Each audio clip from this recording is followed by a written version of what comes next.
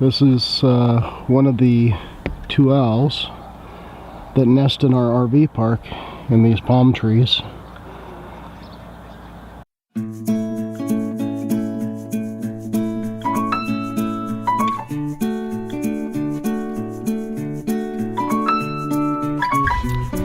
Hi everyone, Matt and Maria, Nomadic Native back with you. Thanks for tuning in.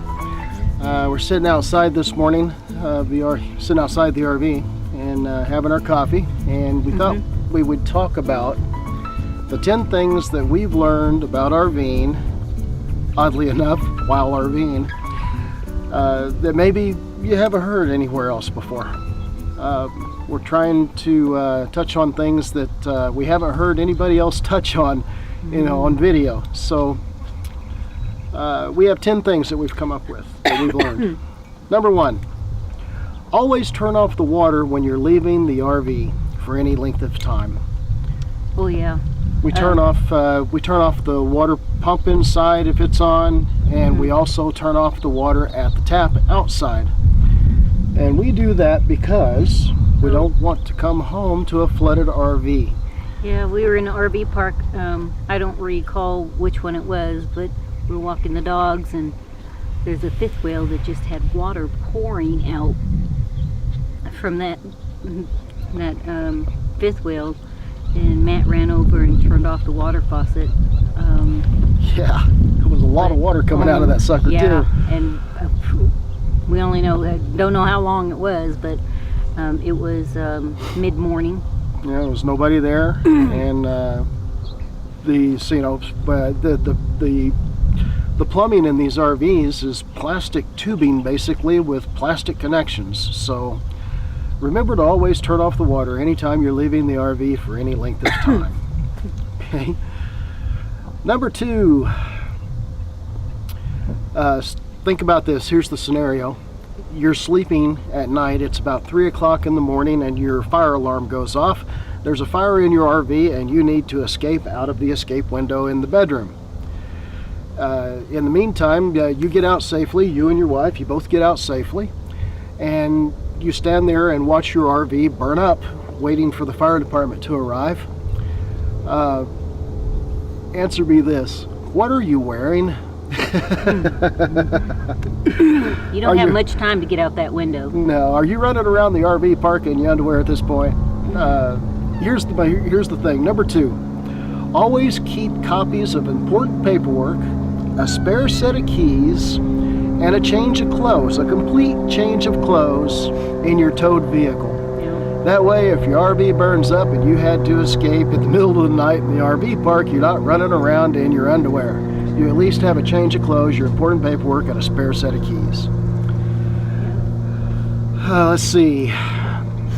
Number 3, as we've traveled coast to coast, we have stayed at a lot of Walmarts, rest stops, and Flying J truck stops. And what we've learned is they're pretty much safe. Yeah.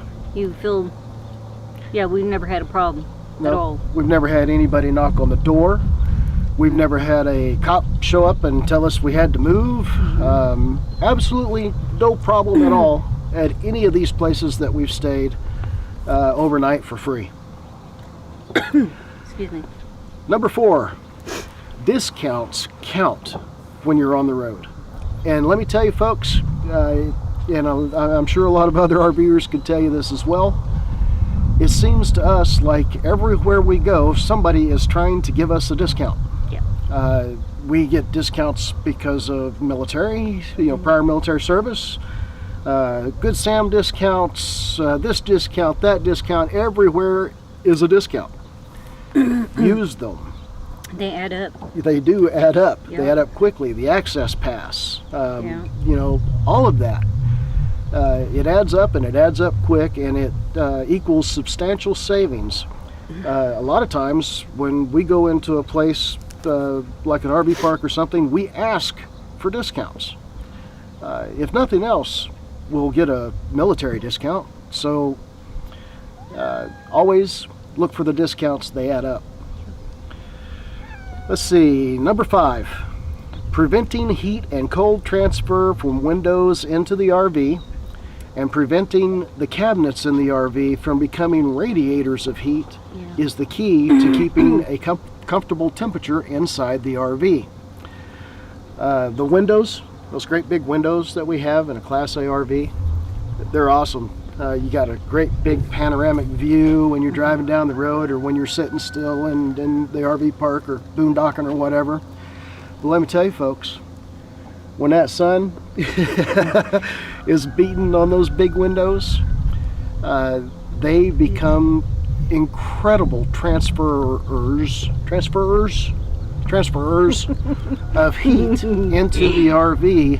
And this one's 37 feet 11 inches long. It's got two good AC units on it. But if we don't do something to prevent that heat from coming in the RV, those air conditioners cannot keep up. You know, like here in Tucson where it's 90 degrees in the afternoon. They just simply can't do it. In our front windshield we have a Reflectix. We have those cut out for all the windows, but I only put them up in the driver area because if I put them in all the windows, it's like you're living in a cave. I have to be able to look out, and so you just deal with the heat. Well, what you do is you cut that Reflectix to fit each window, both sides and the front, and then whatever window the sun is on, you put the Reflectix up. And where we're parked, the sun is going over the RV and it's pretty much on that front window all day long. So we'll start in the morning with the sun on the other side and the Reflectix up. It's always on the front. And then in the afternoon, when the sun is beating down on this side of the RV, we put the Reflectix up on this side and take it down on the other side. So, and on this side as well, we can also put the awning out enough to cover the windows so the sun doesn't beat on them anyway. So that's the key, guys. Whether it's heat or cold, the key to keeping a comfortable temperature inside the RV are the windows and the cabinets. But we still have to have fans running. So we have currently we have 2 floor fans. Even though you have 2 air conditioners inside the RV like we do, they can cool the temperature down inside the RV, but we still need a fan to circulate the air in there. Otherwise, it still feels warm. Right? It does. Okay.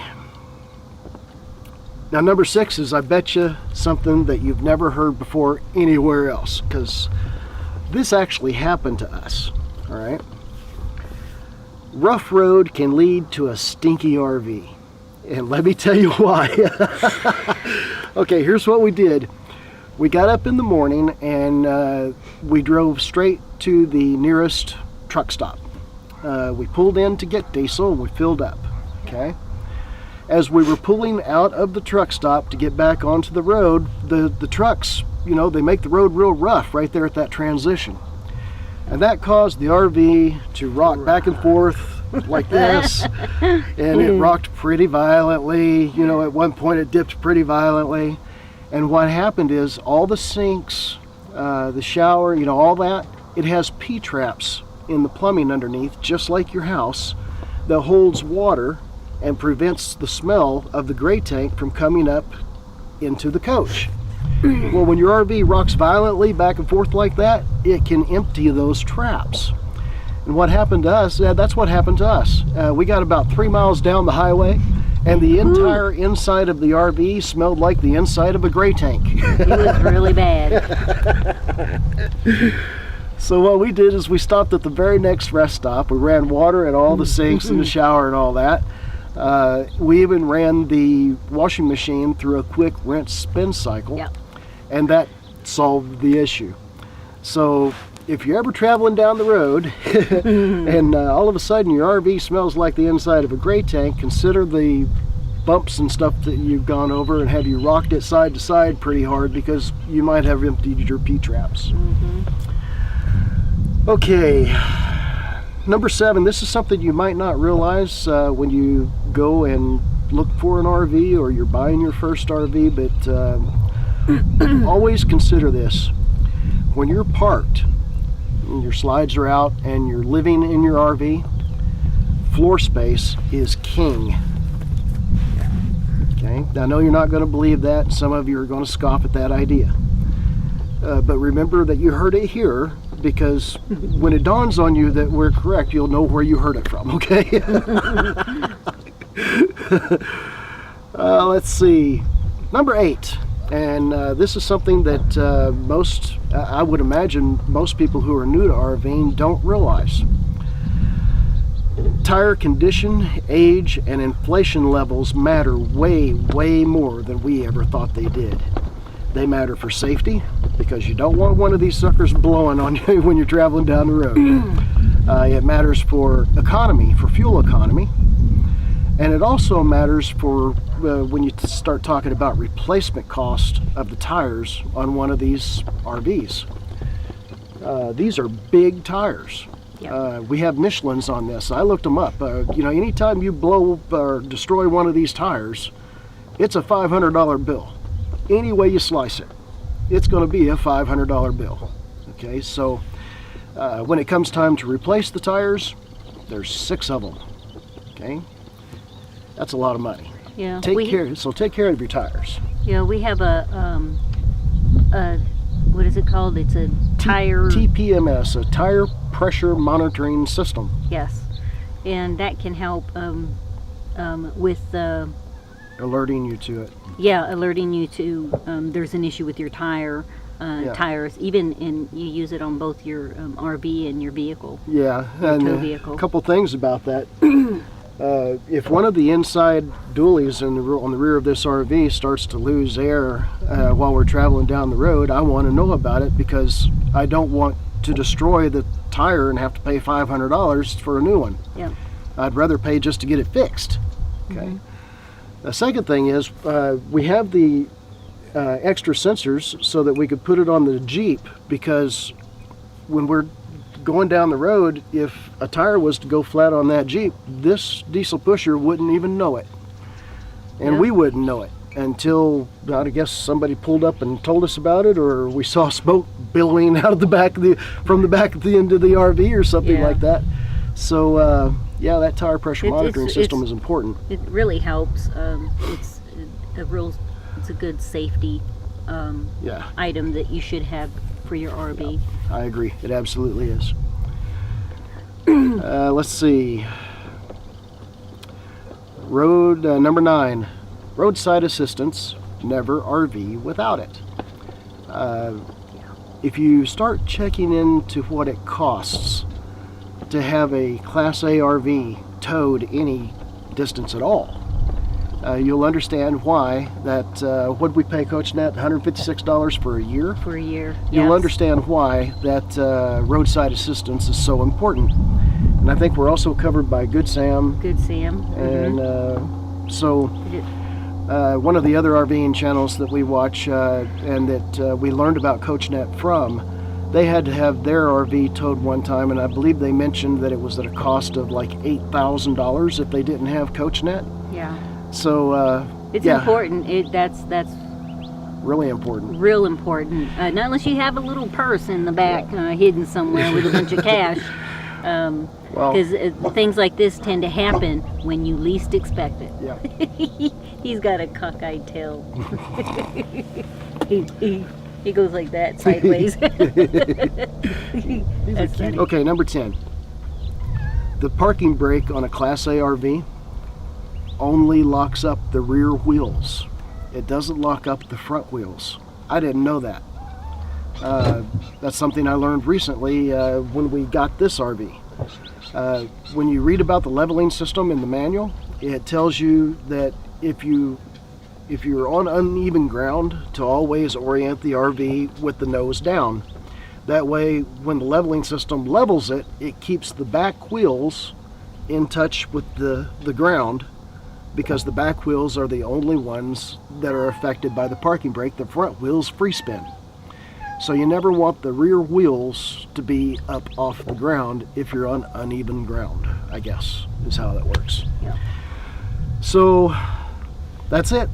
Those are the 10 things that we've learned about RVing while RVing. That we've learned so far. Yeah, that we've learned so far. Because we're still learning. The theme of our season, learning as we go, fits us perfectly because that's exactly what we're doing. So there you have it. Those are the 10 things that we've learned so far about RVing while RVing. We really appreciate you guys watching the video. If you haven't subscribed, we invite you to subscribe and follow along. If you have any questions or comments, please leave them in the comments below. Thanks for tuning in, guys. We'll see you soon. Bye.